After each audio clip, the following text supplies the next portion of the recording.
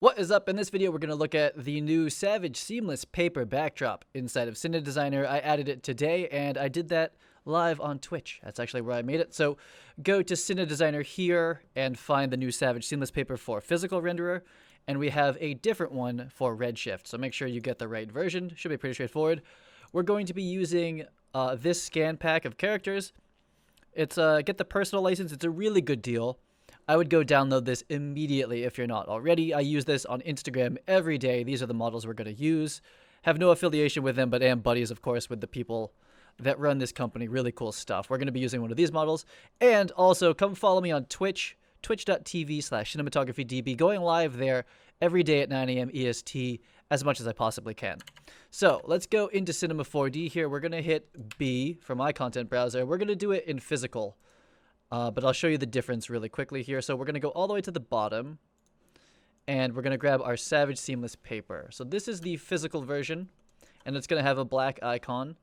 And for Redshift people, which is what I'll probably be using later today on Instagram, we have this version. And I'll just show you the differences between them. They're pretty subtle, but for the physical version, you can, and we're going to go over all these settings, but in the physical version, you can change the color right here.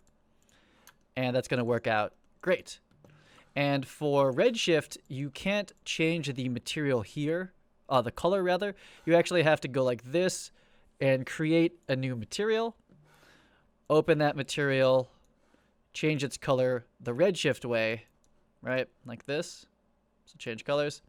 And then while you have this selected, you can drag this new material here, and that should work out fine. So slightly different workflows.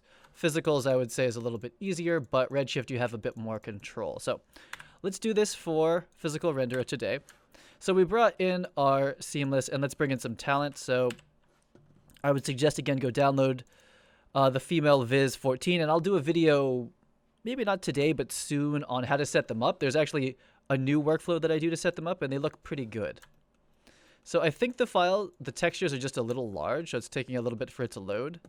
Let's see if that's correct, or they just can't find them. It's possible too. It looks like we're okay. Is it finding it? I'm not sure why this is not quite finding the textures. We'll see if at render time if that's going to actually work or not. Let me just do a quick render here in standard renderer. Okay, so it found it, but it's just not updating it in the viewport. I'm not sure why. But anyway, moving on. We have our talent, and she's brought in at scale, which is, again, very important. And let's look at our seamless paper here. We have some controls like we saw before. We have the color, and you can use HSV or RGB, however you want. I think HSV is the easiest. So say you're going to do like a red psych, something like this. You choose the red. I'm eventually going to program in the colors that Savage makes. And until then, what you can do is you go to BH Photo Video, of which I'm an affiliate, so disclaimer. Savage Paper, I believe, if you do this. And I think if we go to wide tone, is that what it is? 107?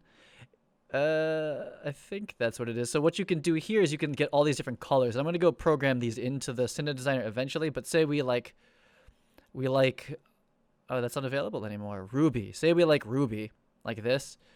And I'll eventually go program the colors in, but what you can do for now is this. You can, and this was a suggestion on Twitch, so thank you to Kira for suggesting this. You go to this, and with these open, you can click this color, click the little eyedropper, and then click that. Click OK. And you're going to get more or less the right color for the seamless paper. And I have my Twitch alerts on, so even though I'm not streaming, someone followed me on Twitch. That's what that means, so that's funny. So we changed the color to an actual Savage color, and the other thing we can do here is the width. So these are the most common widths, and I can make this adjustable, but 52 inches is one of the size. People call that like the 4-foot one. This is the most common size, 170 inches wide.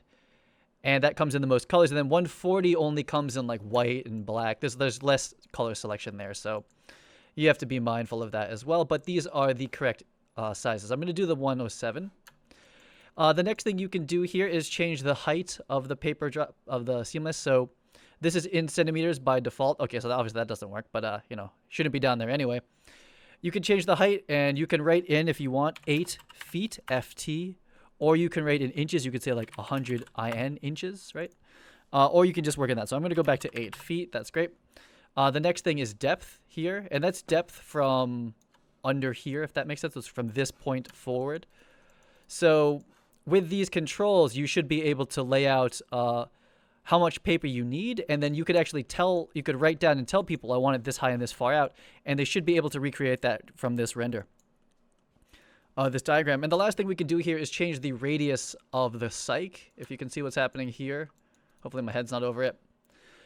You can change the radius of this cyc, and this is kind of arbitrary, but you know, if you're anal about this, you can get it right. And I'll be using this same tech here and programming to be able to make seamless, or not seamless, to make cyc walls as well. So we'll have procedural cyc walls.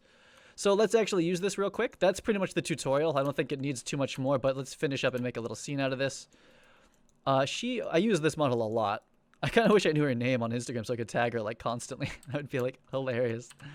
And I'm going to be 3D scanning my own models very soon and making them available as well. But definitely go get this kit. Really great people over at that company. 1024 3D Scans. 3D Scan Store. So let's do the physical workflow. We're going to do a new panel. I'm going to drag you up here. That's not what we wanted to do. Oh, man. We're going to go to View and put it here like that. Lovely. I really like working this way. And I typically move it to about here so you don't see any of the side black bars. Okay. So let's do the full Cine Designer workflow here. Let's go get... I have a pre-made, so I'm just going to use a pre-made camera. Where are you? This one. We'll just use the red on a Fisher dolly. Looks pretty good. I'm going to flip 180 out of the gate, and we're going to slide back here. We're going to view through the red camera, and this is the traditional or the old Cine Designer cameras. And you may have seen that there's a new Cine Designer version coming out, or is in beta already. You can go download it if you want. That unifies the cameras in a very exciting way. I find it exciting anyway. So now you can look at this and realize how screwed you are that this little white paper, you can't do very wide shots. And that's kind of a cool thing to be able to figure out here. If we go to our camera, this is a little bit old. There's a Red Dragon. So 6K full frame. And we can do 6K HD, which pushes it in just a little bit. And you realize now that you need to zoom in a lot. So 50 barely even gets you there, like 65. So this should be pretty close to the real world here as far as the widths and everything. So let's just take this and we're going to focus it on her. So that'll render right. Again, the new system is not going to have these controls exposed. It'll be a little bit different, but this is still the way that most people are going to be using it. So here's our seamless backdrop, and now we pretty much know we could measure out the distances, how far you need to be to stay within it. So we could do something like this. So longer lenses are going to be your friend in this case. Really helpful stuff, in my opinion. And we could take our seamless paper and be like, here's what a 4-foot looks like. And with this, we could go even wider, right? So we made our seamless a little bit wider. We could go actually a lot wider. So if you're doing white cyc, you definitely want to use something like that. But for us, let's go back to the most common one, because the colors, all the different colors really only come in the 107-inch version like that. So there we are. Pretty cool to be able to do this, in my opinion, I would say. So what we're going to do now is let's just light this up real quick. So one thing that's going to happen, I don't know if I've ever showed this before, but this is something that happens a lot, is that everything is perfectly at the 0 height. So if you go and you design like a little stage around this, which is going to be nice, it's going to make it look better. This floor and the cyc are both very thin and on the 0 plane. So what I recommend doing is taking the floor here. I'm going to call this stage floor as opposed to set floor.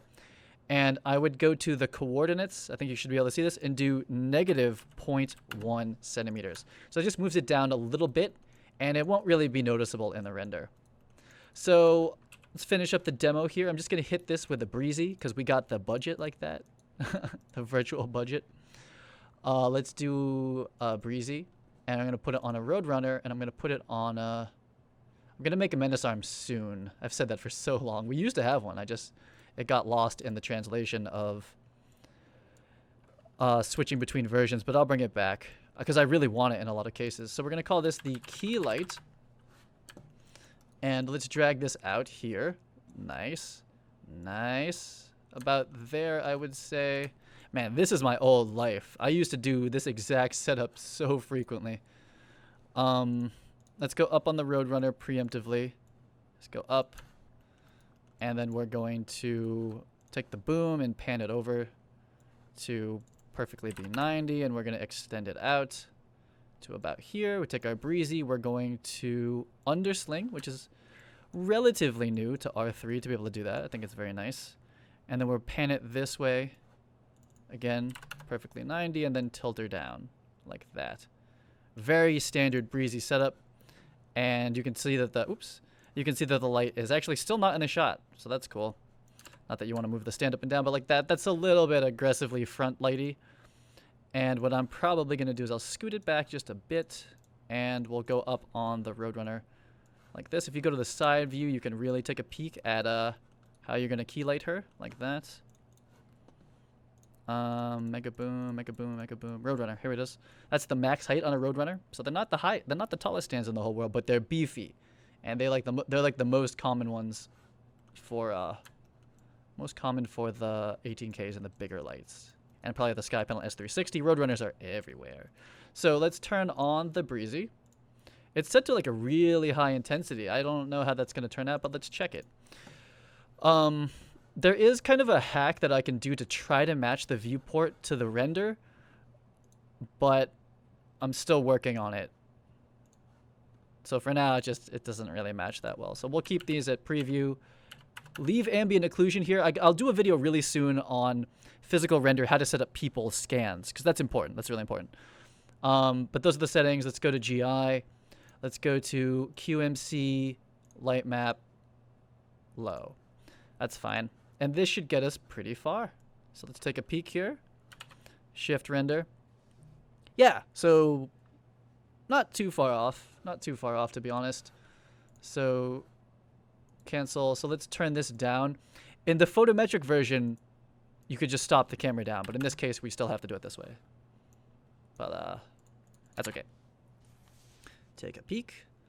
Usually when you light map and it's very white like that, it's good. It's a good thing. It means like the light map has enough to work with. So we're just going to keep coming down on this exposure to maybe like 20 to that, like something like that.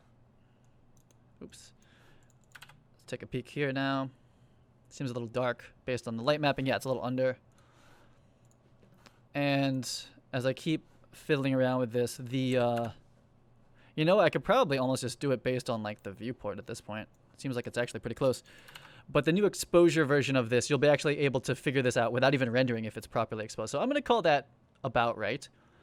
I'm semi-okay with the shader on her. It's not perfect, but it's pretty good. So she's a little bit reflective, and the jacket is less reflective. There's work to be done. But so that's her key light, like that. And let's render from the side view here. And here's a good way to make a stage floor. Let's do stage floor.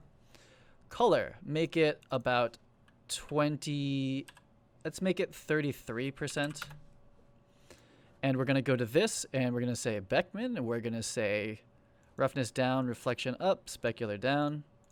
Dielectric is like that, and then make the roughness like, if you have R19, you can kind of eyeball it, but around, I'd say 25 for now.